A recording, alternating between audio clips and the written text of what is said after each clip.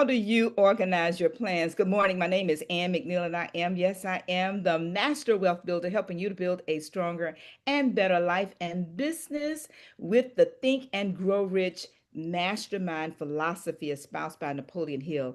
And today we are discussing your, yes, your organized plans as a part of the Think and Grow Rich philosophy. We started with your desire. Then we talked about your faith that you have as a part of your desire. Then we began to talk about the auto suggestion principle of what are you saying to yourself about your desire and the faith that you have or don't have in achieving that desire. But then we talked about your self confidence. We utilized that formula. But we also talked about the mastermind principle as it relates to organized plans. So, right now, we're in the organized planning principle. And as Napoleon Hill tells us, that your plans must be vetted. Yes, your plans must be vetted with a group of individuals, which we call an mastermind group. And we have a mastermind group of accountability here today talking with you about this principle. But today we're going to do something just a little bit different. And we're going to ask you, yes, if you have a copy of your book or if you want to go online and Google it, Think and Grow Rich, go to the organized planning principle. And we're discussing today the leadership attributes for organizing your plans that are required. But we're going to also talk just briefly about the major causes of failure in leadership as it relates to your organized plans, because your achievement can be no greater than your plans that are vetted by the leaders in or out of your mastermind group. And of course, as always, as we say, I could do this podcast by myself, but not today. So help me welcome to our show. I'm going to go with Lewis first. Good morning, Lewis. How are you? Hi, Miss Anne. I'm doing fantastic. Good morning. Good morning, good morning, good morning, Luis Jimenez. And I thought about the fact that we often come on when we have a guest and the guests introduce themselves, but today is a master class. And so, can you tell the audience a little bit about yourself? And then we're going to have Galen come on and have him tell a little bit about himself. And then we're going to go into this organized planning principle. So, who Absolutely, absolutely. I'm Luis Jimenez, certified coach by the Napoleon Hill Institute, a martial artist for over 40 years, world champion in martial arts as well, business owner. But most important, I am a man that loves God and love these principles. My life has got so much better when I started studying Napoleon Hill. It's just night and day completely. So thank you for this opportunity and let's have some fun. All right, all right. Now remember that everything that we all create comes from the desire. And so my desire right now is to introduce you to our other co-host, Galen Bingham. Welcome to the podcast. Would you tell the audience a little bit about yourself as we start this principle? Absolutely. I can't wait to get into this conversation. My name is Galen Bingham. I'm the leadership strategist. I'm on mission to help 50,000 leaders come from behind their limiting beliefs and step boldly into the future that they are destined for. And organized planning is at the core of all of that because, as you said, you can't, it doesn't really matter what your dreams are, what your goals are. If you don't have a way of organizing a plan or creating an organized plan, then everything that you say you want to do is just a conversation. So that is a big part of what we're going to be talking about today. That's a big part of what I do professionally, and can't wait to get into it and learn from both of you. Well, all right, let's do that. I want to start by actually going to the principle itself, and I found that last time we did this, it was very helpful for many of the regular listeners, and we do want to give a shout out to all of you who are listening to us live on YouTube and also in the studio here on Zoom. But Napoleon Hill goes on to share with us. He actually calls this principle the crystallization of your desire into action. And so when you think about crystallizing your desire to action, in between those 2 points are your plans. We talked previously about the fact that when you create a set of plans, you want to have your plans vetted by a mastermind group of individuals. I like to suggest they should be like minded and like spirited. It's up to you. But when they vet your plans, it helps you to stay on the course of resetting those plans and revising those plans when you are faced with challenges, problems, struggles, and or different types of defeat. But it's really not defeat unless you quit, but different types of problems. So we're going to start by talking about this major attributes of leadership. And the first attribute Napoleon Hill tells us, and this is right before we go to the 13 principles, but Napoleon Hill tells us the first attribute is unwavering courage. And he said, based upon the knowledge of self and your occupation. What I liked about this, Galen and Lewis, and I never really saw it like I see it now, myself, which is my mindset, my knowledge, but also my occupation. And when I started thinking about this particular attribute of leadership, I want to come to both of you and ask you, we're going to start with unwavering courage. When you think about the knowledge of yourself and the knowledge of your occupation, can you think of maybe an instance or a situation where you may not have been as knowledgeable about yourself or as knowledgeable about your occupation when it came to having courage to know that the plans that you set were strong and and were achievable? Either one of you want to go first? I can go first. Okay. If that's all right. Yes. As a martial arts school owner, right? As a business owner, this is very happens all the time, and it happens in most industries, but in mine it's like a path that you almost everybody follows. You train, you like the martial arts, you get your black belt, and then you start teaching. And whenever you have some money, you open up a shop and you start teaching, and that's all you do. That's you start running a business without knowing about the business. So when I first started, I have to close like 3 or 4 schools before I kept the one that I have right now. Until I got coaching, until I started learning about systems, different things. That's when I first started. That's when my school started growing.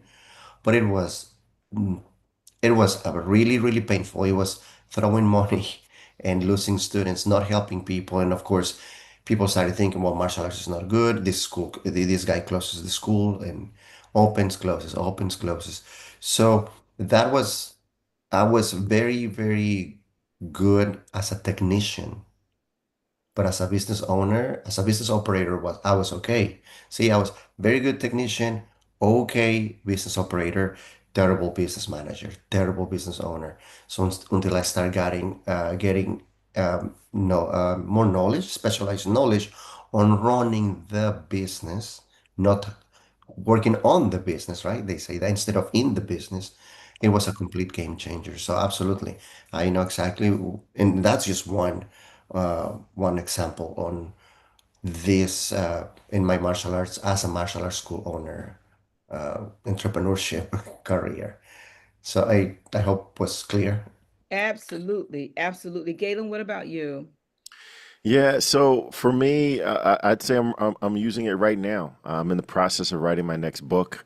The working title is The Power Code, and I have an idea of the concepts that I want to share, that I want to help leaders. I know the objective, but when it actually came to writing the book and then consequently marketing the book, I went to a book coach. I went to a person that's written, 30, 40, 50 books and had them tell me, this is how you structure your book to do what you're trying to do.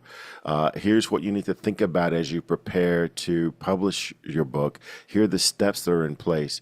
And even last week, I had my process, but even last week, another author came to me and said, Galen, I know what you're trying to accomplish. You actually need to start planning an hour, excuse me, a year before you get ready to launch the book, as opposed to the 6 months that I was planning. So uh, I think Napoleon Hill even talks about when your goal isn't accomplished, you got to adjust your plans.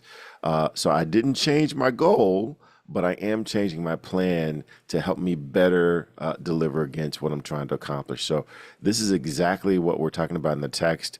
It's about building a mastermind group of people who have expertise in areas that you might not have full expertise in, and then allowing them to understand your goal, your vision, so that you can adjust and improve your plan.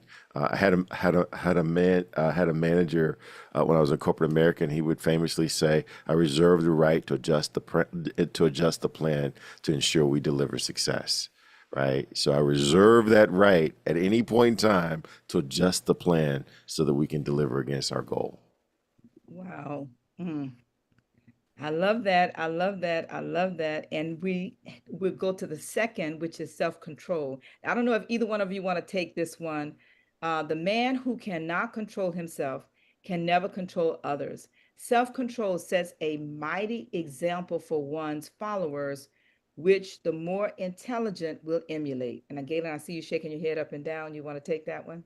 Yeah, actually, this is something that I just put a section in my book about. It's like, how do you built your plan, but executing that plan is something totally different, because we can all get distracted by new priorities that land on our desk, new shiny things, new articles, new social media videos that you need to watch. How do you make sure that you don't get distracted from that? And so one of the things that I really encourage my clients to do is to pick three things that, no matter what, those are the three things I'm going to accomplish today.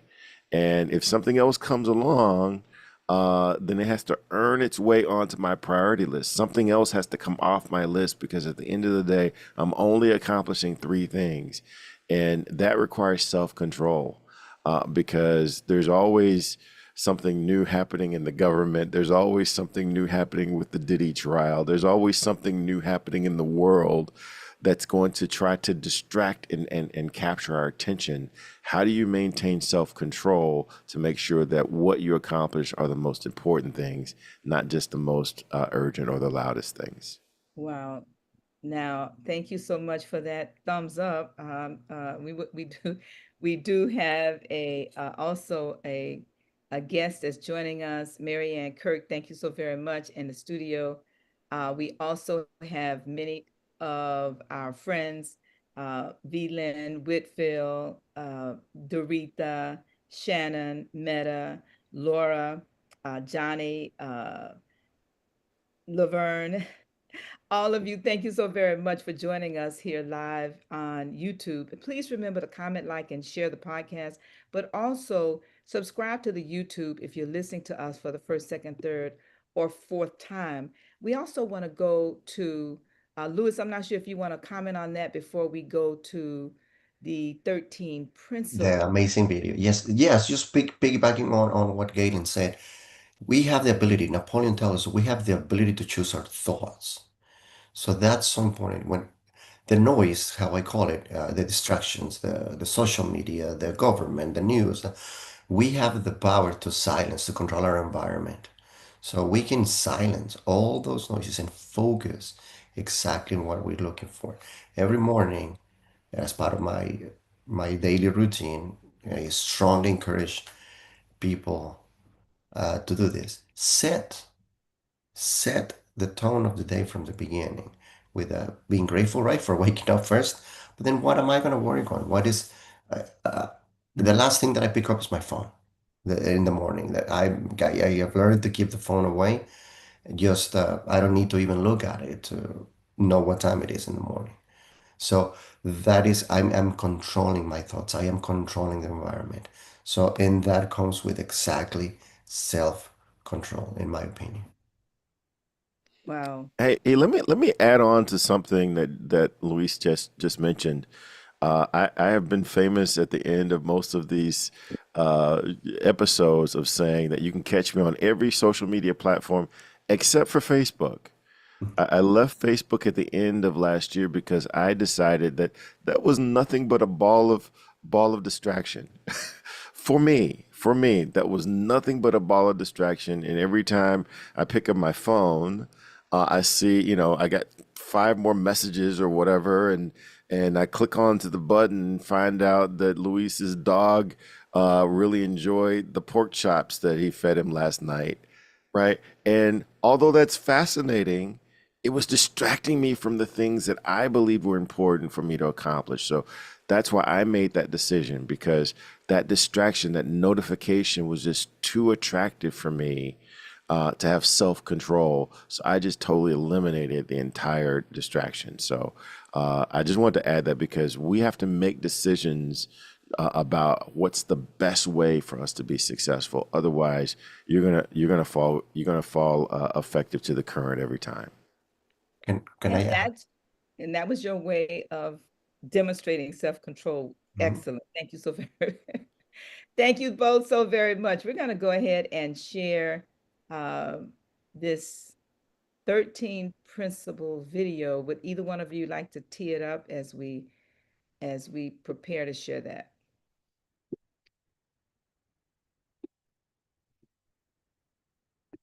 Galen, you or I can do it either way.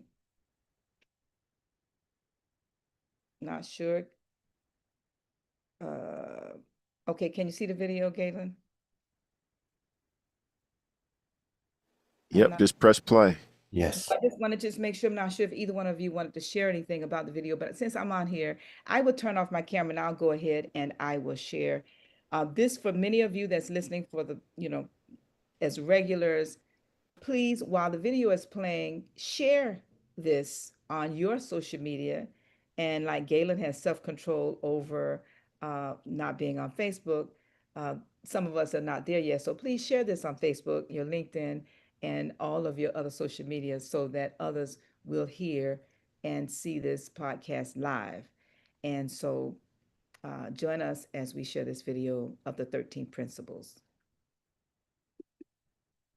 Number one is desire. Napoleon Hill said that everything starts with a burning desire, a compelling reason for doing what it is we do.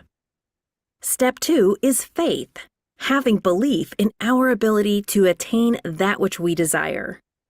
Step three is what we call autosuggestion.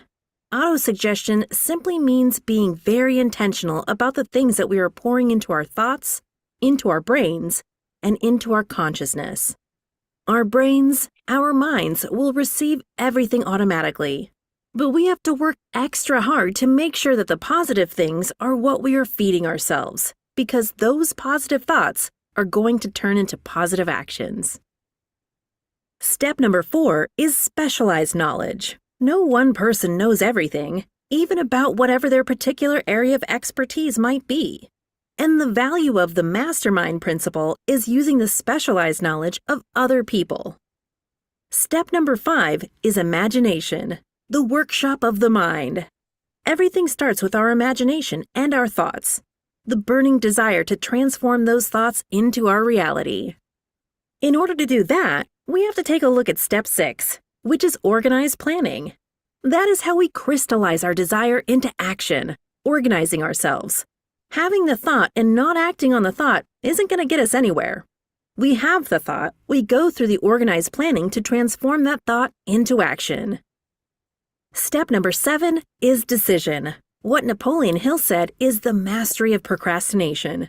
Napoleon Hill said that the antidote to procrastination is simply to make a decision and then move on that decision.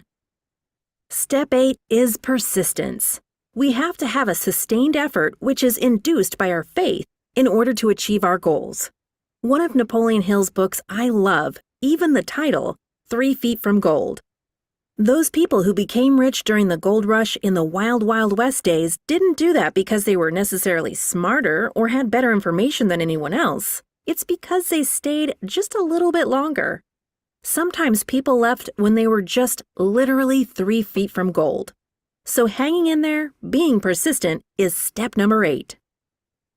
Step number 9, the power of the mastermind, the driving force. None of us can accomplish anything on our own. Everybody, I don't care who you are, from the most prominent person to the person who might be considered the lowest on the totem pole, everybody has someone who helped them get to where they are.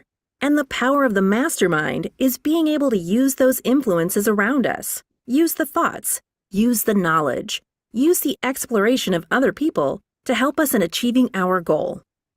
Step number 10, the mystery of sex transmutation. This title can be a little confusing, but essentially what the mystery of sex transmutation means is that we oftentimes in our society think of sex as being purely physical. It is absolutely physical, but what Napoleon Hill teaches us is that sex also has an emotional element, and that sex is the strongest of our desires. That if we can take our sexual energy, transform that into positive, creative influences, it can propel us to new heights. And so we spend quite a bit of time talking about the mystery of step 10, which is sex transmutation.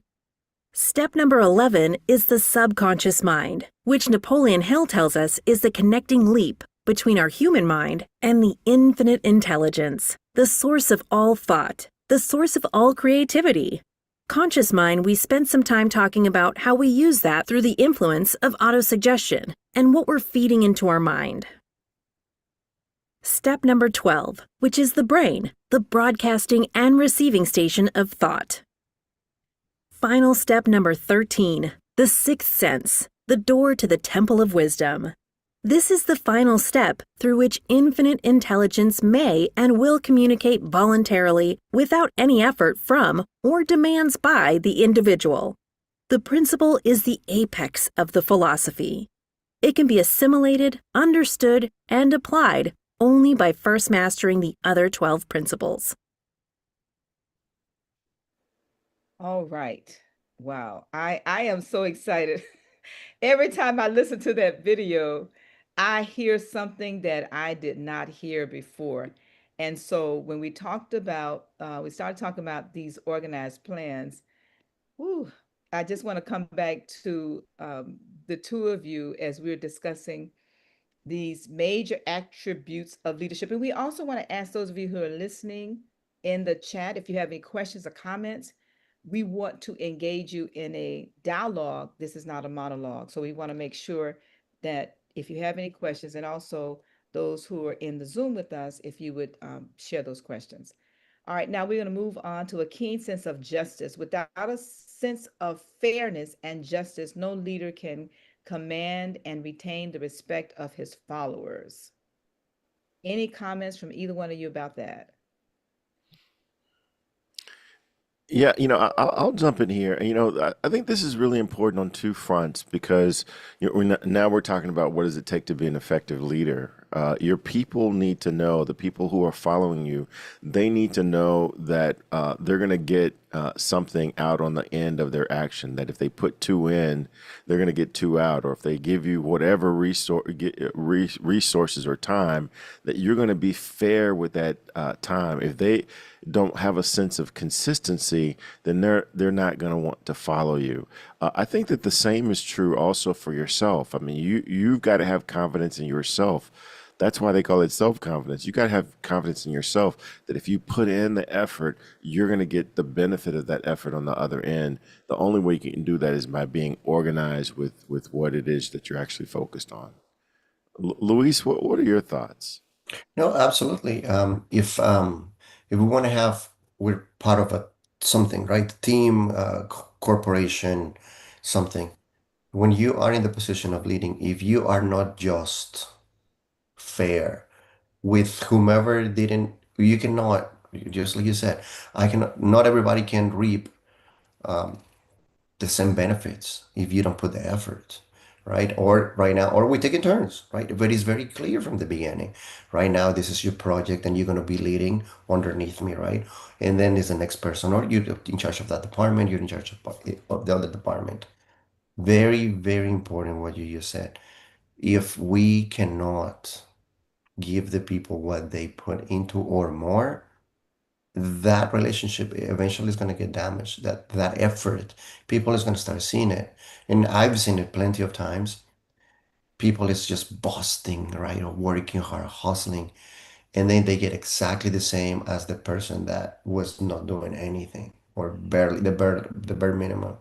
So yes, I agree with you. That's people needs to feel not just that they're getting accomplished or they're getting something back, but heard as well. That's what a good leader does. A good leader can listen and put some of those words into action. All right. So what about definiteness of decision? The Oof, man or woman who wavers in his or her decision shows that he is not sure of himself. He cannot lead others successfully. yes. He speaks about that in the in the whole chapter, right? With decision. Leaders take fast and definite decisions and they change those decisions very slowly, if ever. And because if you make a mistake, it's so simple. You're just gonna correct it. There's no shame, no guilt. I made a decision, and I have always like a leader that make fast, prompt decisions. And if we need to change the strategy, we will change it, but no big deal. So because it gives us the sense of I know what this person wants, and for ourselves, part of a drifter is a person that never makes decision, right? Never makes decision. So yeah, I leave that for Galen or for you, Miss Lee. Yeah, no, Yeah, one of, oh, sorry, Galen, just wanted to mention one of the examples that the author gives is when Ford took a long time to um, change his mind about the decision he made about, the model car. It was Mhm. working. And it eventually, slowly, he was persuaded to change that. But go ahead, Galen. yeah. This is an important element, and I like to say that we want to marry the objective but date the strategy. Mhm. Right? I want to marry the objective no matter what. This is what we're going to accomplish. But I'm open to any opportunities to improve upon my the likelihood that I'm going to accomplish that. So very often we want to marry the objective and the strategy. I want to accomplish this, and I want to accomplish it this way. Well, the universe might have a different idea as to the best way to accomplish that goal. So marry the objective, but date the strategy. Yeah, I want to go back to um, the desire Mhm. when those of you that's listening to us, if you are at this point in your business or your life, we want to also suggest that you go back to your desire. And oftentimes you will find that many of these attributes of leadership, you can directly connect them to your desire. So, for example, like Galen is sharing and like Lewis is sharing, this idea of definiteness of decision, and the one that's coming after this, and that's definiteness of plans. How does it relate to your original desire? And we just want to ask you to be challenged by that question. So when you are faced with a decision, go back to what is it that you're desiring? How does it fit? And also be willing to vet that with your mastermind group. All right, definiteness of plans. The successful leader must plan his work and work his plan. A leader who moves by guesswork without practical, definite plans is comparable to a ship without a rudder. Sooner or later, he or she will end up on the rocks. Any comments about that one?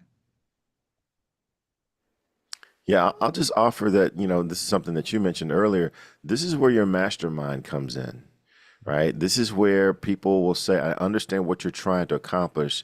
Here's my perspective on the best way to accomplish it.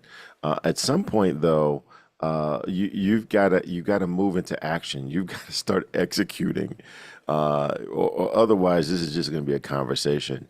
But create a plan. Let that plan be vetted by your mastermind group or by experts or other people who have been down that road. But at some point, you got to move from ideology to actually making things happen. All right, let's move on to the habit of doing more than paid for. Louis, you want to take that? Because I know you are a servant at heart. Absolutely. So one of the penalties of leadership is the necessity of willingness upon the part of the leader to do more than the requires of his followers. To me, this is if I give more of what is asked for me, I want to reap bigger fruits. I want to get up, and it's not necessarily money, but I'm going to get more experience. I'm going to open up doors. My network is going to grow. If I'm always willing to do more of what is asked for me, it is going to pay off way better at the end somehow. Maybe not immediately, but down the road is going to give me something really, really great. All right, very good. All right, empathy and sympathy and understanding. The successful leader, and we are talking about successful leaders here, not just any leader, but those leaders who are successful must be in sympathy with his or her followers. Moreover, he must understand them and their problems. Either one of you. I'll tell you, I want to go back to the one just before that, and that's about the pleasing personality. And one of the things that I talk about often, there are all kinds of leaders that'll talk about what's required to, all times of gurus that will talk about what's required to be an effective leader. I count myself in that category, as far as, people who espouse about the importance of these attributes. But one of the things that I really focus on is discretionary effort. So I can, I can do a lot of things through command and control, right? If you work for me and I've got your paycheck and I tell you, Lewis, I want you to stack these three cups in the corner, I've got confidence that you're going to give me your best shot at stacking those three cups in the corner. But if I just continue to command and control, I'm never gonna get that discretionary effort. You're never gonna ask me now why these three cups and why that corner, right? You're never gonna say, well, here's a fourth cup. Do we want to use that fourth cup? You're never gonna give me that extra. So I've got to leverage a pleasing personality so that I can inspire people to want to give me more than what they asked for. So pleasing personality is incredibly important. Command and control is expedient, and in some situations it's required, but that can't be the only tool you play with. Thank you so much for that, Galen. Let's move on to mastery of detail. Successful leadership calls for mastery of details of the leader's position. I The can, secret is in the details. yes. The growth is in the details. And that's what CEOs are paid so well in companies because they pay attention to the details. The the the main thing what we all see when we experience something. I mean, Sam, you just were on a boat for 6 months, and the little details, having the food at the right time, having your clothes clean at the certain time, those little things are what count and make the experience marvelous. Not just not. I went on a boat for 6 months. I had the best 6 months ever so far, right? So how can we do that in our work? How can we start paying attention to the details? Well, I want to go back to something we discussed prior to the podcast starting Hmm. about organized plans. And we know the book was written eons ago, Hmm.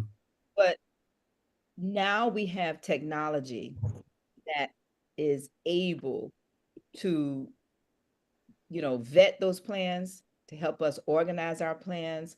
And one of the areas we talked about was how we're able to master details with the utilization of whether it's Pilot, Chat, GPT, or any of these AI platforms. And so, Lewis, if you would be willing to share Hmm. Absolutely. example, as we discussed earlier, and I just want to encourage all of us as you're listening to us, are you utilizing these tools, these platforms as a part of your organized plans? The author talked in the very beginning about having a mastermind group. The purpose of the mastermind group is to help vet your plans, and you do the same. Well, we have these platforms now that you can bring that into the conversation and discuss the utilization of these tools to vet your plans. So, Lewis, if you want to pick up from there, and we will share that. Absolutely. Give me 1 second. Here it is. Can you guys see it? Yes. Perfect. So yes, an effective leader is going to make sure that is going to pay attention to the details. And the more tools that you get as a leader for you to have for your plans, the better. So I ask ChatGPT how to organize my workout schedule. Of course, I have put things before, and it gave me a nice plan for to organize my workouts and my days. So we went already with stuff that they know my weight, how much weight I want to lose, and I just ask for a simple plan and detailed breakdown. So it's giving me an example, right? And of course, what I'm getting right here, I'm gonna use my weight training, my martial arts training, my coaches, my weight, my fitness coach, my nutrition coach, and we're gonna put everything together. But once I have these tools, it is so much easier for me to make a decision. And it tells you right here exactly what I need to do. Very detailed. Upper body on day one, and it's strength training. And again, this is fitness. We're focusing on this right now. So, and exactly what do I need to do? And it's giving me literally a 25, 30-minute workout. Then for day two is cardio and core. And it's telling me exactly what I need to do. 3 rounds, right? Strength training. Now we're going for the lower body weight, like squats and all that kind of stuff. Day four is active recovery. And then on day five, we go again with a full body hit. And it's giving me tips, right? Keep rest between strength, 30 to 60 seconds, prioritize protein. What am I going to intake? Stay hydrated and track your weight weekly, not daily, not monthly, but weekly. And progress pictures every 2 weeks. And then, would you like to this in a PDF format or connect to calendar app? So this can be sent to me, so I can print out a PDF, or it can be in my phone, literally in my calendar, and I can follow it so much easier. And then it's telling me here, once you give me your available days and gear info, I'll fine tune it 100% to fit your life. How Wow. much easier than that? Well, that takes us to number 10 when you say Mhm, how much easier, because I don't know how easy that really is. Now let's go to number 10. Number mhm, 10 says, you know, willingness to assume full responsibility. The successful leader must be willing to assume responsibility for the mistakes and the shortcomings of his followers. If he or she tries to shift this responsibility, he will know he will not remain the leader. If one of the followers makes a mistake and shows himself incompetent, the leader must consider that it is he who failed. And the reason why I said this one next, Louis, is because when I sat here and I listened to what you're saying and I'm reading that, we are leaders of self first. Let's talk about self leadership when it comes to organized planning. One of the major challenges in leadership, and we're going to discuss that for a short time, is self leadership. So, with that exercise health program, do I have the self discipline to actually do what's required to lead myself to have a healthy body? The same becomes true when we talk about taking full responsibility for those that we lead. So we're going to leave that there, and I'm going to go on to cooperation, and then we're going to prepare to wrap this up. And then we're going to get into that tough subject of the 10 major causes of failure in leadership. mhm. All right. So the last item he has here is cooperation. The successful leader must understand and apply the principles of cooperative effort and be able to induce his followers to do the same. Leadership calls for power, and power calls for cooperation. Galen, either one of you want to take that? Yeah, I mean this is at the heart of leadership. Any of us can do anything we have to do, but can you get more people involved with helping you accomplish it either better, more efficiently, or at a higher level? I talk about that there are three priorities of leadership. The first is to paint a very clear picture of what success and winning looks like. Number two is to identify and remove barriers that might get in the way of winning. But the third one is to keep people inspired to want to pursue the mission. How can I keep you inspired to want to give me more than what I'm asking for? Because if we're just dependent on what my actions are, we're going to be limited because I'm only one person. I can only do so much. But if I can keep you inspired to give me more than what I'm asking for, that is the key to leadership. All right. All right. So now we get to that. That was easy. So all of those they were all easy. Now let's make it personal. And for those of you that's listening, if you have any questions, comments, just please place them in the chat and we will do our very best to answer them. Now we're going to briefly discuss the 10 major causes of failure in leadership. We're going to go, we're going to go kind of quickly because I don't know where the time went. This is one of the most powerful principles in this entire book. So we chose to just talk about the leadership, um, the pluses and the minuses today because it is a deep, deep, deep, deep subject. So when you think about vetting your plans in an organized way, these are some of the causes of failure in leadership. Number one, inability to organize details. Efficient leadership calls for ability to organize and master details. No genuine leader is ever too busy to do anything which may be required of him in his capacity as a leader. When a man or woman, whether he is a leader or a follower, admits that he is too busy to change his plans or give attention to any emergency, he admits his inefficiency. I'll stop there. Either one of you want to take that? Yeah. Well, okay, then go ahead. Go ahead. Well, I was actually gonna pull Ann. I was gonna pull you back in because we were talking about this before the show that managing details is an incredible responsibility. That's a big part of what we have to do. If you don't execute the details, then we don't really have a plan that we're following. Even if that means that you're not the one managing the detail, right? You can leverage technology, you can leverage your resources, you can actually leverage chat gpt as Luis did earlier to create and manage the details. You can hire someone.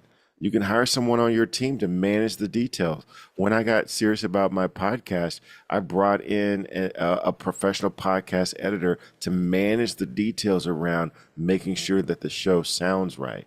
And talk about that because you run 5 businesses, which requires someone to manage all that to begin with. But how do you leverage people to help you manage details? Okay, well, let's first start with Ann McNeil understanding what Ann McNeil is not good at. I'm A-type personality, as some of you may know, and details really, I no, that's not. Can we be real? Can we just be honest and real here? Those of you that's listening to us on YouTube, can you give me a thumbs up or yes? And those of you that's listening on Zoom, can you just say yes if I can just be real? Perfect. Thank you so very much. Okay. I don't do details well. I don't. I don't do details well, but I know how they should be done. And I was sharing with someone, I have an undergraduate degree in accounting and a master's in finance. So I know how it should be done. I'm just not the one to do it. So I was sharing with Galen a story situation that happened in my office where yes, I've been away, and now that I'm back to work. And one of my commitments at work is that I must make 5 calls a day. And so how we decided to do that is we have a list of individuals, hundreds on a list, different lists. I'm in the construction business, and I help elevate individuals, small businesses to go to the next level. And I do that by doing the work myself. And then I teach what I've done. So in my office, we were going through the list, calling clients and checking on the status of projects that we wanted to go after. And so we got to this particular project, and the status had not been checked for a year. And so I said to the lady who I work for in my office, Miss Ward, and I said, well, we can call the client, we can call the owner, and we can find out what the status is, or we can just go to your friend. She calls chat Chad, Chad. I said we can go to your friend Chad or Pilot or one of those as we start utilizing these AI tools to find out what's the status of this particular project that we have not checked on for a year to that date. And no joke, she went online in a minute, less than a minute, Galen. The details about that project were laid out to such to such a degree that at the end it also told us what we needed to do to follow up on the status moving forward. And so what we're suggesting here is as we discuss these major causes of failure in leadership, we also want to look at what can we do differently. And like Galen said, there's a team you can hire, whether it's VAs, if you go to Fiverr, you go to Upwork, or any of these VA places where you can get help. We talked about the accountability group called the Mastermind group to give you help. But after we came up with that conclusion, these about inability to organize details and follow up on the details that are unorganized, we decided in my office to just assign that task to a person on a daily basis to go through hundreds of these updates. And then when she and I talk, we're just now able to just call the client quickly. So that's just another example of how you can, whatever the business that you're in. And I know Lynn is on here and she talked about a commitment to let people know she's in the comedy business. And so each one of us, and that's what this podcast is about. How can we challenge you to be better at these details? Okay, unwillingness to render humble service. Yes. Let me just go back to that previous one before because you really highlighted something in your story, and I want to share that delegation is not the same as abdication. So you can delegate details, but you're still responsible for those details. So you still need to understand what needs to happen and what good looks like and how do I follow up. Although I've assigned it and delegated it to Luis, I still have responsibility for them. So delegation is not the same as abdication. So many times I've seen leaders who want to just abdicate and say, you manage the details. I don't want to do you manage them, right? And that's expedient, but it's not effective because I still have responsibility. Oh, thank you so much for that, Galen. Speaking of details and delegation, I do want to acknowledge Laverne in the chat said, great choice of this topic as a masterclass today, guys. These attributes are great for business and in any area of life. And then she goes on to also say, as a mother of teenagers, I find myself using these attributes in how I parent as a guide, not just for me, but for helping my sons grow into confident, resilient, and successful young men. Johnny Lloyd, thank you also, says it's a critical tool to not just know your genius, but to value and utilize tools at hand. Thank you also. And Lynn says, a good leader knows how to delegate. Thank you, everybody, for your comments. And again, if you have any questions or comments, please, if you would just please put them in the chat. Again, we want to thank everybody who's listening in with us on the Zoom. All right. Now we're going to quickly now go to the next one. Galen, anything else on that? You are, wow, Lewis. Maybe before we go to the next one, maybe we should just go ahead and talk about the annual meeting and come back to this. We have a couple of minutes, but I really did want to go through some of these. You know what? Let's hang on. Let's hang on. Let's hang on for a second. Unwillingness to render humble service. How about that? uh, Truly great leaders are willing when occasion demands to perform any sort of labor which they would ask another to perform. The greatest among you shall be servant of all is a truth which all able leaders observe and respect. If you're not willing to serve, you're not you don't deserve to gain anything, in my opinion, right? It goes something like that. We need to give before we actually get. That's one of the things that I've learned in self-development. That's one of the things that Napoleon Hill has taught me. Be willing to serve before you even try to reap. Because it's a consequence, right? Cause and effect, one of the laws. So if I'm serving, eventually I'm gonna get exactly what I deserve. So yeah, if I'm not willing to give that, and if I'm too high for this to serve, how am I supposed to get it? Right? How am I supposed to reap any of the benefits? So yeah, that's what I have. I want to take the next one. Thank you so much for that, Lewis. I want to take this next one. Expectation of pay for what they know. These are leaders, instead of what they do with that which they know. The world does not pay men or women for that which they know.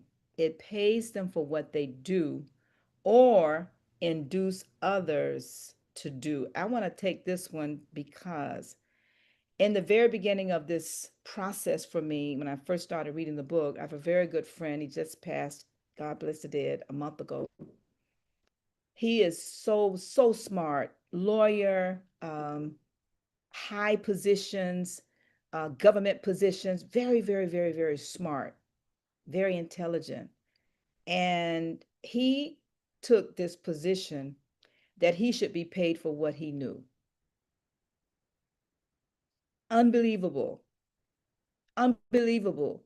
Not for what he did with what he knew. Me on the other side, on the other, I'm not that smart. I don't know a lot, but I am willing to do and or induce others to do. And every time I come to this particular part of the principle, because later in life, I found myself having to help him and some other friends like him who are smarter than me and felt that they were so smart that they should be paid for being smart. But they weren't willing to do the kind of work that was required to make money for the with the smarts. I hope I'm making sense because this helped me and it's still helping me on my journey and in my journey as an entrepreneur. Not to think that people who say they're so smart but they're not willing to do the work, you're not going to get paid. So I just really this one I yes, this one hits home for me. Galen, either one of you, or we'll go to the next one because we have about four or five more. And I would like to definitely, if we can get to the end of these, fear of Yeah. competition. Okay, either one, fear of competition or expectation to get paid for what you know. Yeah, the expectation to get paid for what you know. People say that knowledge is power, and I disagree with that. I think the author does too, because knowledge is only potential power. Mhm. If you don't do anything with that knowledge, then it's just interesting, right?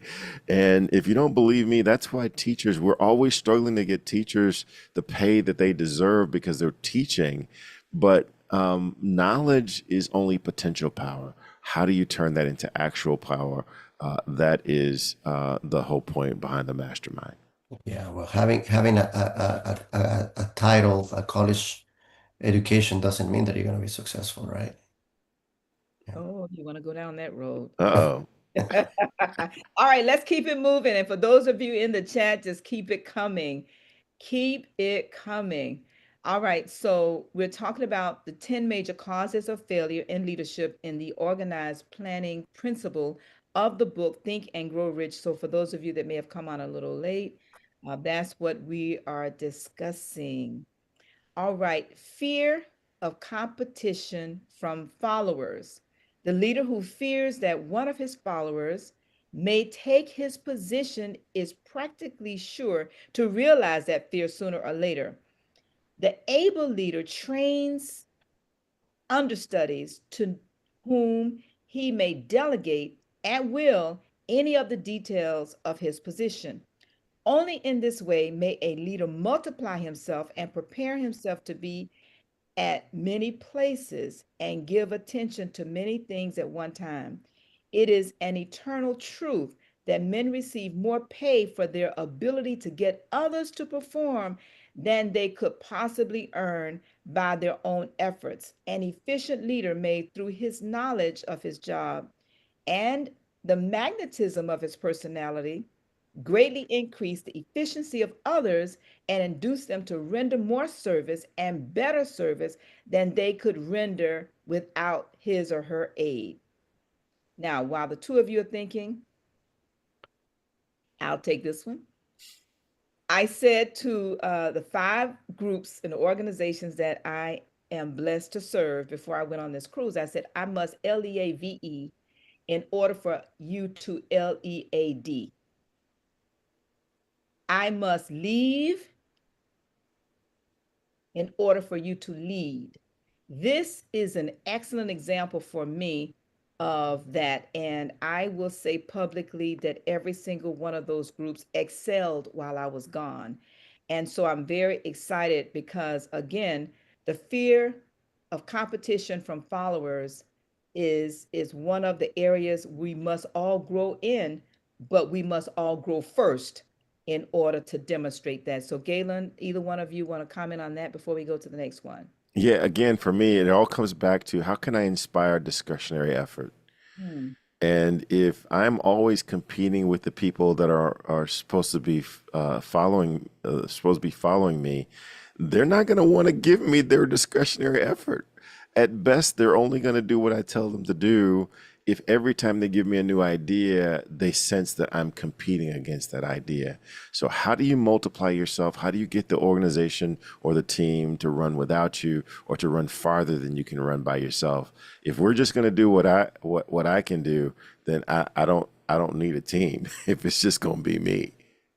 I love that. Exactly. True leaders lead leaders. True leaders create leaders. Yes. Right? Thank you. All right, the next one is lack of imagination. Without imagination, the leader is incapable of meeting emergencies and of creating plans by which to guide his followers efficiently. Either one of you? Yes. I've always told my people in my businesses that don't follow me. Don't believe in me. Believe in the goal. Believe in the thing that is creating wealth, help for others. Teaching martial arts, for example. Every single one of my black belts, they know they need to give something back. Whatever they got, more confidence, more leadership, anything that they got, they need to return that back, helping to teaching the others in classes. That's a little example of it. So, Wow, I want to go ahead and add the comments that are coming in from the chat out of respect. I definitely want to read those. And so thank you so very much. Lynn says, a good leader knows how to delegate. She also says, and this, thank you, Lynn, for sharing this from the self-confidence formula. She says, I will induce others to serve me because of my willingness to serve others. And that's a part of the self-confidence formula. Doretha says, scripture shares how Jesus served his disciples by washing their feet. This was so confusing for them. However, uh, uh, they learned that we must demonstrate the importance of service. Thank you, Doretha. And Johnny shares, smart isn't enough, is what if you won't do the work. Smart isn't enough if you won't do the work. And then Lynn closes by saying, fear is what will stop some leaders from delegating because they might do it better. So very, very, very, very true. Thank you. Thank you. Thank you for that. We go on to we talked about lack of imagination. Any comments? Or we go on to selfishness? Any one of you? Either one. selfishness. Let's move The on. The lead, yes, selfishness. The leader who claims all the honor for the work of his followers is sure to be met by resentment. The really great leader claims none of the honors. He is contented to see the honors when there are any to go to his followers, because he knows that most men will work harder for commendation and recognition than they will for money alone. I think it's very self-explanatory. Okay, well, let's move on. We're almost done. Intemperance, followers who do not respect an intemperate leader. Moreover, intemperance in any form of its various forms destroys and destroys the endurance and the vitality of all who indulge in it. And I'll take this for a moment. I read a book called The Wisdom of Andrew Carnegie, and it's the book that actually describes and denotes the actual interview between Carnegie and Napoleon Hill. So Napoleon Hill asked the question, Carnegie gives the answer. Then he'll ask a question, Carnegie gives an answer. And this was one of the questions that it just popped up for me, that Napoleon Hill asked Carnegie this question about intemperance. Because I really didn't get it from reading this, but when I read that book, it helped me to understand that there are really a lot of vices, whether it's drinking or womanizing or whatever those vices are. It really speaks to intemperance. And I just wanted to share that because for me, when I first read it in this book, I didn't get it. Any comments before we go to disloyalty? Okay. Disloyalty. Perhaps this should have come at the head of the list. The leader who is not loyal to in his trust and to his associate, those above him and those below him, cannot long maintain his leadership. Disloyalty marks one as being less than the dust of the earth and brings down on one's head the contempt he deserves. Lack of loyalty is one of the major causes of failure in every walk of life. Wow. Whew. Anybody? Yeah, this one again run for me falls on the category of you get what you give. You get what you give. If I'm not loyal to Luis, then I can't, in my right mind, expect him to be loyal to me. If I don't do the things that I commit that I'm going to do for Anne, then I can't be surprised when Anne doesn't do the things that she commits to do for me. So that's what loyalty is about. It's really, for me, this is about integrity. Do you have have you inspired the belief that once you say you're going to do a thing, or once you say you're committed to a thing, that they're actually going to see that? Wow. Yeah. Okay. Let's move on. Were you going to say something, No, it Louis? was perfect. I said, wow. Yes.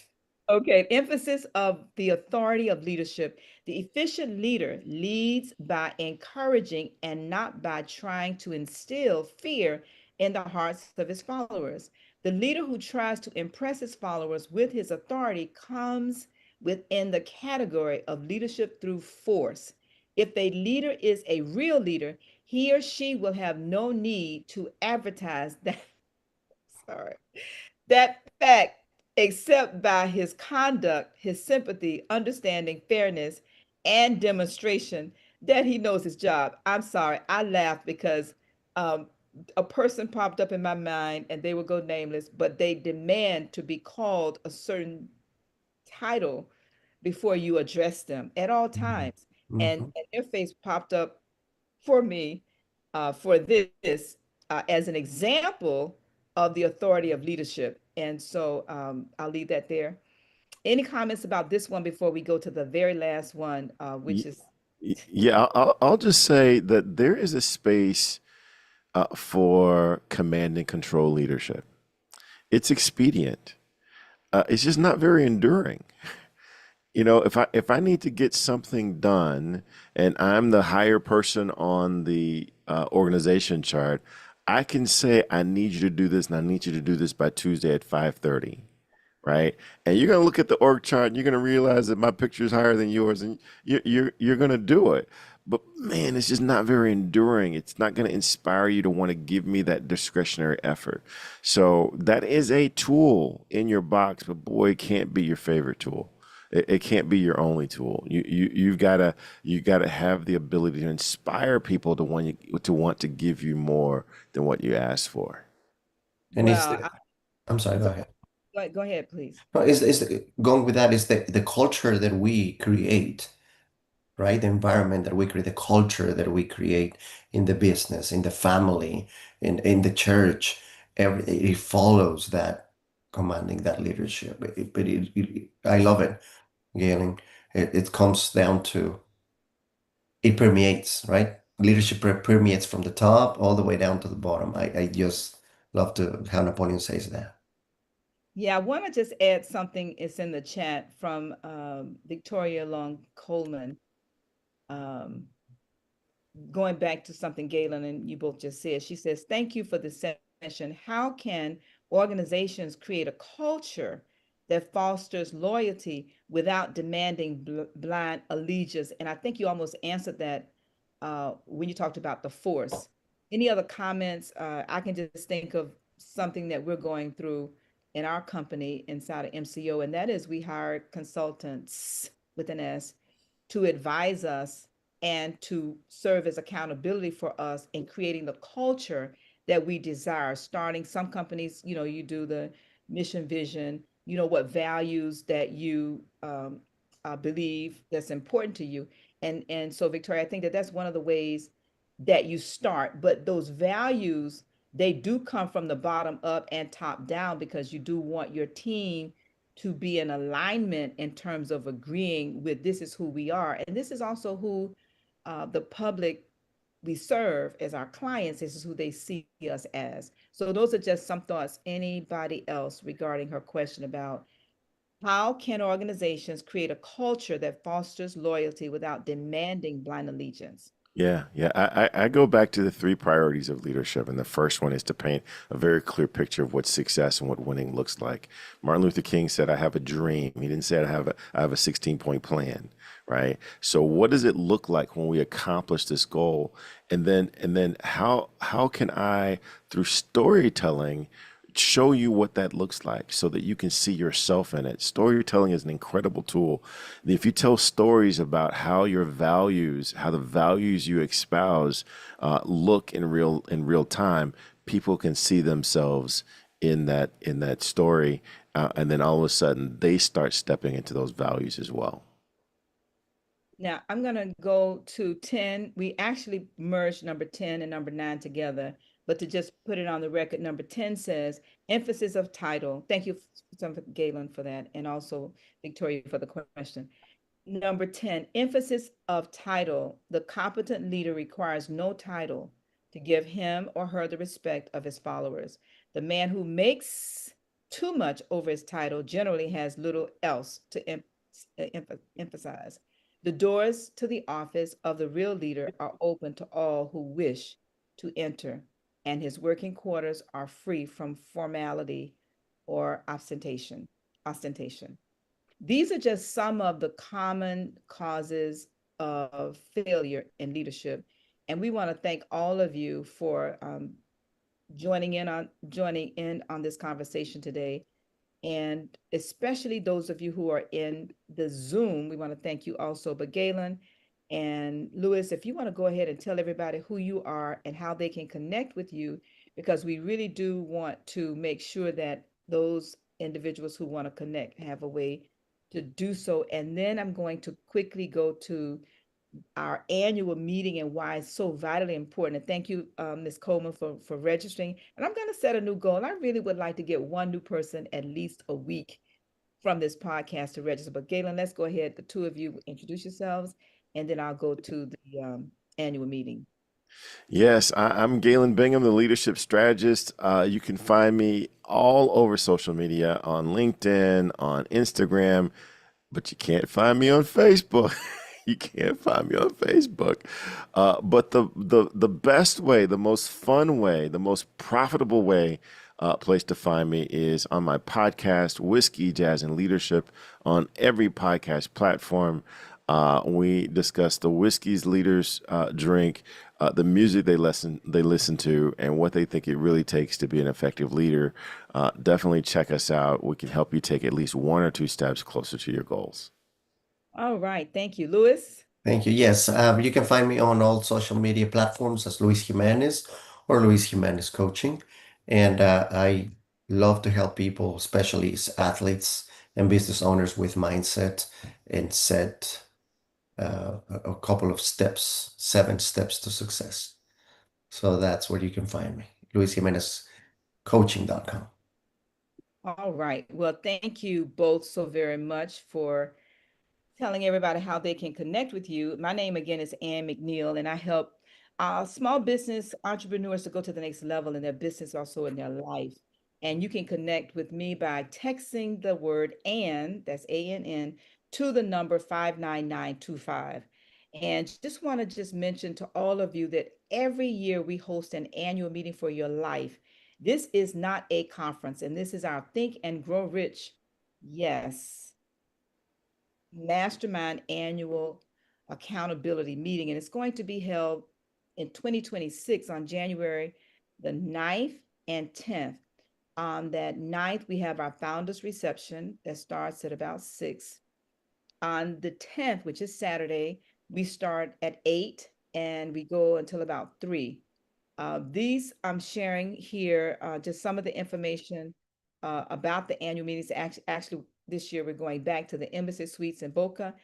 But what's more important for me, and I was sharing this with Galen before we started the podcast, I've made a commitment because of my own journey with this philosophy and these principles, but also with this process of masterminding the life. This is a whole life mastermind. You know, there are masterminds that are for fee, and then there are masterminds that are for free. And my commitment is to get 50 mastermind groups to join us by being a part of the International Mastermind Association by setting a group goal. If you already have a mastermind group like Galen has, and I talked with him today about his group joining us in January as a group, set a group goal and come and join us in January with your group and share the benefits and the values of the impact of having not just your own individual goals, but what about a group goal for your mastermind group?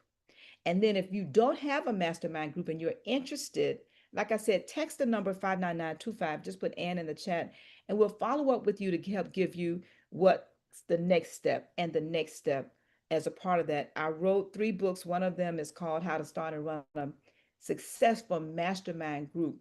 And we give you many tools inside of that, such as, a sample agenda, a sample survey to discuss your entire life, but also a group goal. So very, very, very important. I was sharing um, yesterday with the group that I'm in a mastermind group. I'm not the leader.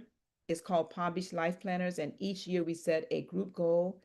One year we set a goal that we would all go to an annual meeting for women. We did that 2 or 3 or 4 years.